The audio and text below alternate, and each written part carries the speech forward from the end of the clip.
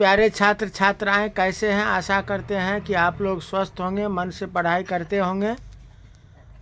चलिए आज हम लोग इस Krishna tuition centre YouTube channel पर जो है आज हम लोग प्रत्यय का लुबुन और तेरिच प्रत्यय पढ़ेंगे।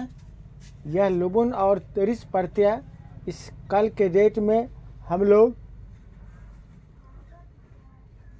सत्री और सानस प्रत्यय पढ़े थे, लेकिन आज जो है यह लुबुन प्रत्यय पढ़ेंगे जो कर्तरी वाचक है।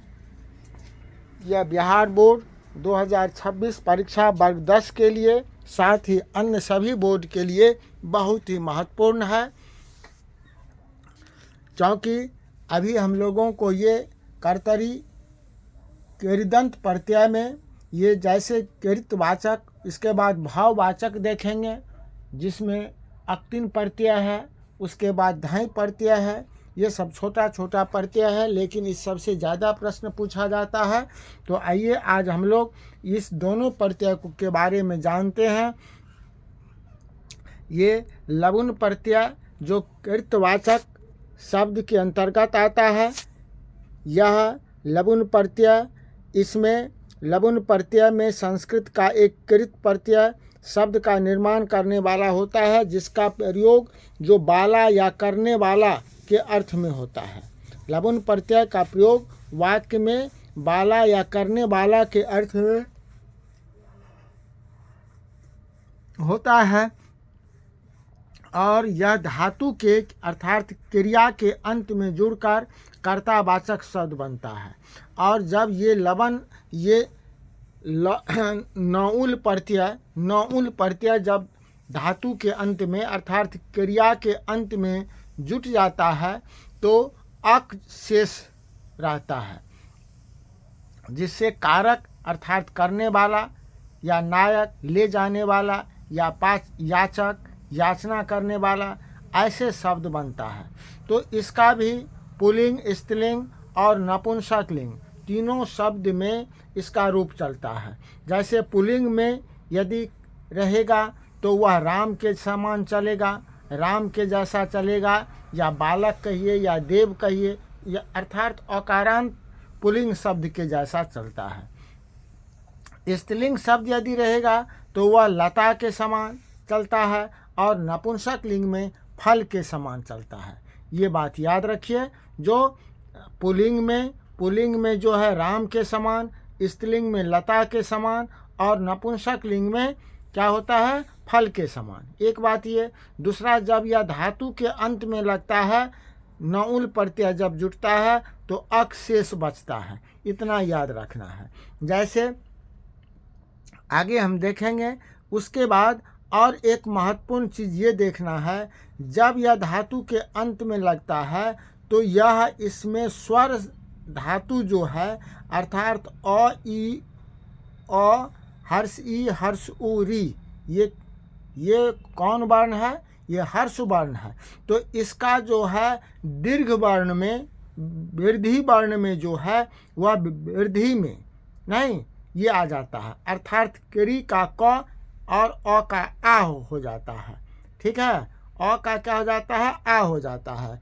ठीक है, तो शब्द जैसे धातु में यदि ये अक प्रत्यय जुटने पर, नौउल प्रत्यय जुटने पर, जिसके अंत में जब यह धातु में जुटता है तो कर्तावाचक शब्द बनता है। जैसे देखिए केरी धातु है, जैसे क्या है, किरी धातु है, इसमें जब नौउल प्रत्यय जुट गया तो किरी में अक आ गया, और किरी का क्या होता है, आकार हो जाता है। किरी का क और उसमें आकार, उसके बाद क्या हो गया, अक आ गया, तो ये हो गया कारक अर्थात करने वाला।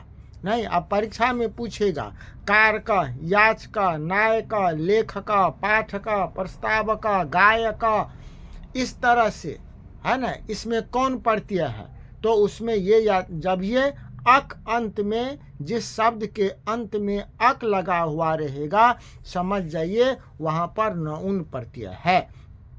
जैसे याचक में लग गया, याच में तो याचका हो गया, नी में हो गया तो नायका हो गया, लिख में लग गया नऊन प्रत्यय तो लेखका हो गया अर्थात लिखने वाला, पाठ में लग गया तो पाठका हो गया अर्थात क्या हो गया, पढ़ने वाला। इसी तरह से मान लीजिए गय धातु में है तो क्या हो गया, क्या हो जाएगा, गायका अर्थात गाने वाला।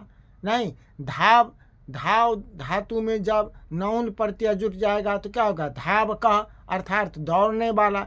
इसी तरह से जो भी शब्द रहेगा जिसके अंत में अक रहेगा तो हम लोग समझ जाएंगे इसमें नौन प्रत्यय है। एकदम हल्का है, कोई बात नहीं है, ठीक है। ज्ञा धातु में है नहीं तो क्या हो जाएगा, यह स्तुति में रहेगा। इसी सभी में जिसमें अक प्रत्यय अंत में अक लगा हुआ रहेगा वह उसमें नऊन प्रत्यय का करेंगे, ठीक है। इसके बाद तेरिच प्रत्यय, ये है हल्का छोटा छोटा प्रत्यय है, लेकिन प्रश्न इसी सबसे ज़्यादा पूछता है, इसीलिए इस सबको जानना है। तेरिच प्रत्यय जब यह धातु के अंत में लगता है तो तेरी शेष बच जाता है। क्या बच जाता है, तौरीकार, तेरी शेष बच जाता है तेरिच प्रत्यय का, ठीक है। जैसे किरी में जब तिरिच प्रत्यय लग जाता है तो चौ क्या हो गया, चौ जो है वह उसका लोप हो गया और यह जो है कर्तरी बन गया अर्थात नौन से बने शब्द जो है वह बालक या राम के जैसा चलता है नहीं, जबकि तिरिच से जो जुटता है, तिरिच से जो है वह तिरिच से बने शब्द में जो है,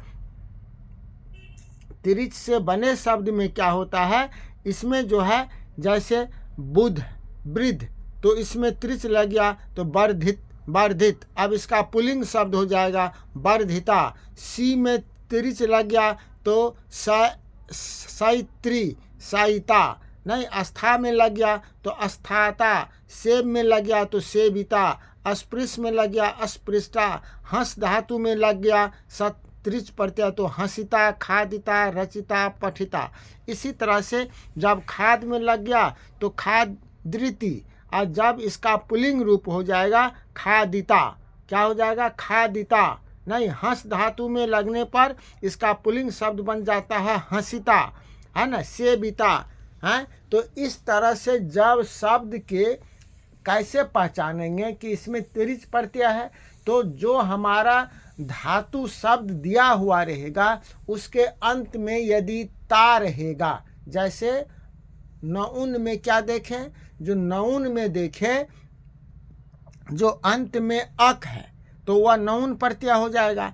और जब शब्द क्रिया के अंत में है ना ता लगा हुआ रहेगा तो वह तिरिच प्रत्यय होगा। क्या होगा, जैसे सेविता नहीं, पठिता है, पाठिता, रचिता है ना, खादिता, गायिता, इस तरह से सब में ता लगा हुआ रहेगा तो वह तिरिच प्रत्यय है। तो आज का क्लास इसी दोनों पर नऊन प्रत्यय और तिरिच प्रत्यय पर ही समाप्त होगा। तो आप लोग अच्छे ढंग से इस नऊन प्रत्यय को समझ गए होंगे, क्योंकि हम तिरिदंत प्रत्यय का 7 प्रकार बताए थे, तो उसी में ये कर्तरीवाचक था। कर्तरीवाचक जिसके अंतर्गत नऊन प्रत्यय और तिरिच प्रत्यय आता है। अब कल के क्लास में हम देखेंगे भाववाचक किरित प्रत्यय, है ना। आज के लिए इतना ही। क्लास को अधिक से अधिक शेयर लाइक कीजिएगा। तब तक के लिए आप सभी को बहुत बहुत धन्यवाद। जय हिंद।